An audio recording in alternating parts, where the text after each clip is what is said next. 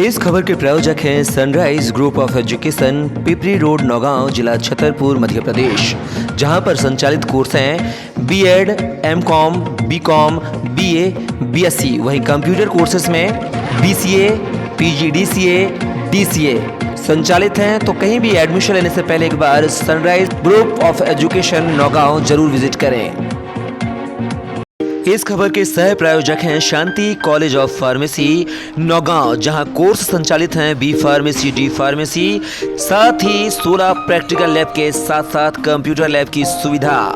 साथ ही OBC, SC, ST के छात्रों को शासन के नियमानुसार विशेष छात्रवृत्ति सुविधा भी उपलब्ध है। तो हमारा पता है ग्राम चौबारा, मुड़वारा रोड, नौगांव, जिला छतरपुर, मध्य प्रदेश। मोबाइल नंबर है 9406762912। हमारा ऑल्टरनेटिव नंबर है 7610619938। नमस्कार, मध्य प्रदेश टाइम का विशेष कार्यक्रम सीधा सवाल में आप सभी का स्वागत है। मैं हूं कपिल मिश्रा और सीधा सवाल में सीधे हम पहुंचते हैं वार्ड क्रमांक 2 के भाजपा प्रत्याशी सूरजदेव मिश्रा जी के साथ। आइए जानते हैं किन चुनावी मुद्दों को लेकर वह चुनाव मैदान में हैं। सूरज जी, आपका बहुत बहुत स्वागत है सीधा सवाल कार्यक्रम में। जानना चाहेंगे किन चुनावी मुद्दों को लेकर आप वार्ड क्रमांक 2 के बीच में उतरे हैं और आखिर जनता वोट करे तो सूरजदेव मिश्रा को ही क्यों करे? धन्यवाद कपिल जी। हम भारतीय जनता पार्टी के कार्यकर्ता हैं। नगर के विकास के लिए वार्ड का पार्षद होना जरूरी है। हम अपने वार्ड से भारतीय जनता पार्टी के चुनाव चिन्ह पर चुनाव लड़ रहे हैं। हमारा जो वार्ड क्रमांक 2 वार्ड है, बहुत ही पिछड़ा हुआ वार्ड है। यहाँ ना तो सीसी है, ना नालियाँ हैं, ना स्ट्रीट लाइट है। जहाँ स्ट्रीट लाइट है वहाँ खंबे में लाइट नहीं है, बंद पड़ी हुई है। तो हम चाहते हैं कि हमारे वार्ड के साथ साथ हमारा नगर सुसज्जित हो, सर्व सुविधा युक्त नौगांव नगर जैसा बहुत पहले था वैसा नौगांव नगर को बनाने का प्रयास करने के लिए हम यहाँ खड़े हुए हैं। आपने कहा वार्ड क्रमांक 2 में ना नाली है, ना सफाई व्यवस्था है, ना स्ट्रीट लाइट है। इसके पहले कहा जाए तो बीजेपी का ही पार्षद आपके यहाँ से रहे हैं बीजेपी से, तो क्या बीजेपी नेता सूरजदेव मिश्रा संगठन में पकड़ रखने वाले नौगांव के एक जाना माना चेहरा क्या अपने पार्टी के पार्षद को बिठाकर ये व्यवस्था दुरुस्त नहीं करा सकते थे जो आपको चुनाव मैदान में उतरना पड़ा? भारतीय जनता पार्टी ने अपने ही कार्यकर्ता को टिकट दिया, पार्षद बनाया, फिर क्या कमी रही उसकी कि वो अपने वार्ड में, अपने घर के पिछवाड़े में ही न नाली का निर्माण करा सके, न सीसी का निर्माण करा सके। कहीं कहीं पर आधी नालियां बनी हैं, आधी सीसी का रोड का निर्माण हुआ है और वहीं जाके समाप्त हो गया है। आप संगठन के बड़ा चेहरा है नौगांव में बीजेपी का, लेकिन जब ओबीसी सीट थी तो वो चुनाव मैदान में थे। अब सामान्य सीट पे भी वह चुनाव मैदान में निर्दलीय प्रत्याशी के तौर पर आपका ही वोट बैंक काटने के लिए चुनाव मैदान में खड़े हैं। तो क्या सूरजदेव मिश्रा की इतनी पकड़ नहीं है कि संगठन से कहकर, जिला संगठन से या वरिष्ठ अधिकारी उनसे कहकर अपने प्रत्याशी को बिठा सकें? ये आपका सवाल है, जो आप संगठन के मुखियाओं से पूछें और उन्हें खुद समझना चाहिए जो चुनाव लड़ रहे हैं। और रही बात सामान्य, ये वार्ड अनारक्षित है, कोई भी चुनाव लड़ सकता है, उसका एक अधिकार है। अब पार्टी ने उनसे बात की है नहीं की है, ये पार्टी के मुखिया लोग जाने। आप भी पार्टी का एक बड़ा चेहरा है, अभी वर्तमान में बतौर प्रत्याशी हैं, लेकिन आप भी एक बड़ा चेहरा है संगठन की दृष्टि से। तो क्या आपने अपने स्तर पर ये प्रयास करने की कोशिश नहीं की? नहीं, हमने नहीं की, ये तो पार्टी का काम है। पार्टी ने प्रयास किया होगा, अब मानना ना मानना सामने वाले पर डिपेंड करता है। सामने वाले का कहना है कि मतलब ऐसे कयास लगाए जा रहे हैं कि सूरजदेव मिश्रा की पकड़ संगठन में अच्छी है, एक ऊंचा तबका रखते हैं, इसलिए टिकट कटवाने में उनका, वो भी चुनाव मैदान में थे, तो सूरजदेव मिश्रा का हाथ है। बात कहाँ तक सही है? अब सूरजदेव मिश्रा स्वयं चुनाव लड़ रहे हैं वार्ड नंबर 2 से। वार्ड हमारा अनारक्षित है। अगर वार्ड आरक्षित होता तो हम तो चुनाव चाहते हुए भी नहीं अपने वार्ड से लड़ पाते जी।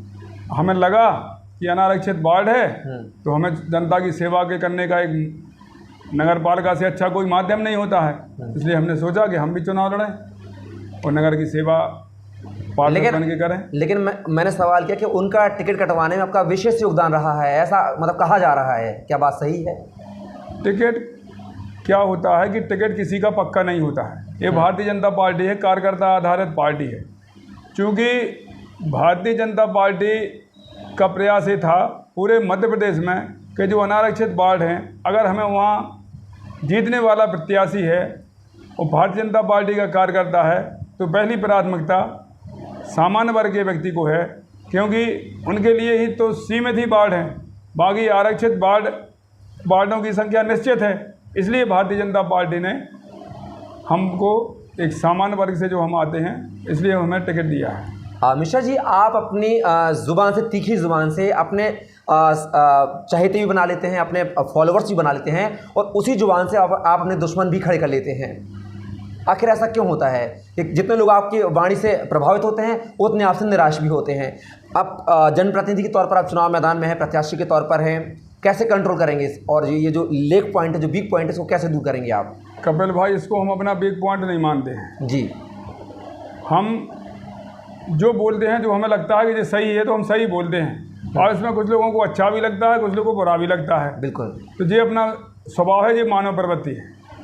हम जो बोलेंगे, वार्ड में हम जो बोल रहे हैं, आपसे जो बात कर रहे हैं, वो 100% सत्य बात करते हैं। इसलिए उसकी अपन को कोई चिंता नहीं रहती है। सभी मतदाता हमारे साथ हैं और चुनाव में हमें पूरे वार्ड का भरपूर सहयोग मिल रहा है। आपने कहा कि पूर्व पार्षद ने कोई विकास के कार्य नहीं कराए हैं, तो कभी आपने वरिष्ठ नेता होने के नाते, वार्डवासी होने के नाते, क्या उनको ये कमियां, खामियां गिनाई कभी आपने उनके कार्यकाल में? नहीं, अब वो भारतीय जनता पार्टी के पार्षद थे, हमें लगा ये करते रहे होंगे, लेकिन वहाँ जब अभी तपन ने देखा कोई लाइन प्रस्तावित है, वो पूरी नहीं हुई, आधी नाली बनी हैं, आधी सड़कें बनी हैं, हम तो उन पर भरोसा कर रहे थे कि ये पूरा वार्ड का विकास करेंगे, भारतीय जनता पार्टी के कार्यकर्ता हैं, लेकिन उन्होंने नहीं दिया। ये सवाल आप उनसे ज़्यादा पूछें तो वो ज़्यादा अच्छा रहेगा। लेकिन फिर भी 5 सालों के कार्यकाल में सूर्यदेव मिश्रा को कभी याद नहीं आई कि विकास कार्य हुए, लेकिन चुनाव में जब प्रत्याशी बनाया गया भाजपा के, तब उनको लगा कि अभी यहाँ पे जो मतलब शून्य कार्य हुए हैं कुल मिला के। ऐसा क्यों? चुनाव के टाइम पे क्यों? अब जब हम गए वार्ड में, लोगों के यहाँ घर घर गए, तब लोगों ने अपनी समस्याएं बताई। रोज़ाना तो किसी के यहाँ आना जाना होता नहीं है जी, किसी खास मौके पर किसी के यहाँ आना जाना होता है।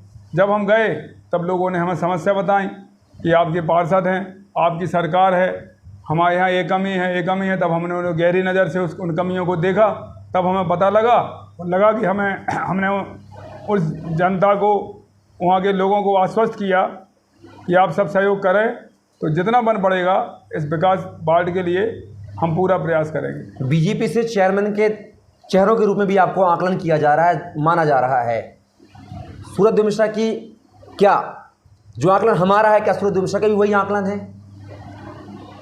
अभी चुनाव पार्षद का हो रहा है जी। अभी हम सब कार्यकर्ता इस प्रयास में हैं कि हम 20 के जो नगर में 20 वार्ड है, 20 के 20 वार्ड हम सब भारतीय जनता पार्टी के जीते, पार्षद बने, और चेयरमैन किसे बनना है ये पार्टी का निर्णय है।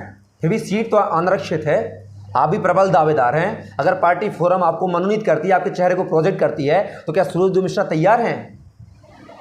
हम पार्टी के हर निर्णय के लिए तैयार हैं। पार्टी किसी अध्यक्ष का प्रत्याशी बनाती है, ये बात की बात है। अभी तो हम सबका एक सामूहिक प्रयास है, भारतीय जनता पार्टी के समस्त कार्यकर्ताओं का, समस्त प्रत्याशियों का, समस्त शुभचिंतकों का, कि हम पहले भारतीय जनता पार्टी के 20 के 20 पार्षद जीतें, उसके बाद अध्यक्ष का निर्णय कौन अध्यक्ष बनेगा, लड़ेगा, ये भारतीय जनता पार्टी का प्रदेश नेतृत्व तय करेगा। 2 पंचवर्षीय छोड़ के बात करेंगे, पिछले चुनाव की बात करें तो अंजुल सक्सेना ने आपको ही हरा के जीत दर्ज की थी, तो आज वो आपकी पार्टी में है, और वो भी अनारक्षित सीट पर नौगांव नगर पालिका पे, वो भी एक अध्यक्ष का चेहरा कहे जा रहे हैं। तो आज फिर जो दोनों प्रत्याशी उस समय चुनाव मैदान में थे अध्यक्ष को लेकर, आज फिर कहीं ना कहीं एक ही पार्टी से चुनाव मैदान में अध्यक्ष को लेकर हैं। चुनाव में प्रत्याशी केवल एक होगा, भारतीय जनता पार्टी होगी। अगर जैसे प्रदेश नेतृत्व प्रत्याशी बनाएगा वो चुनाव लड़ेगा।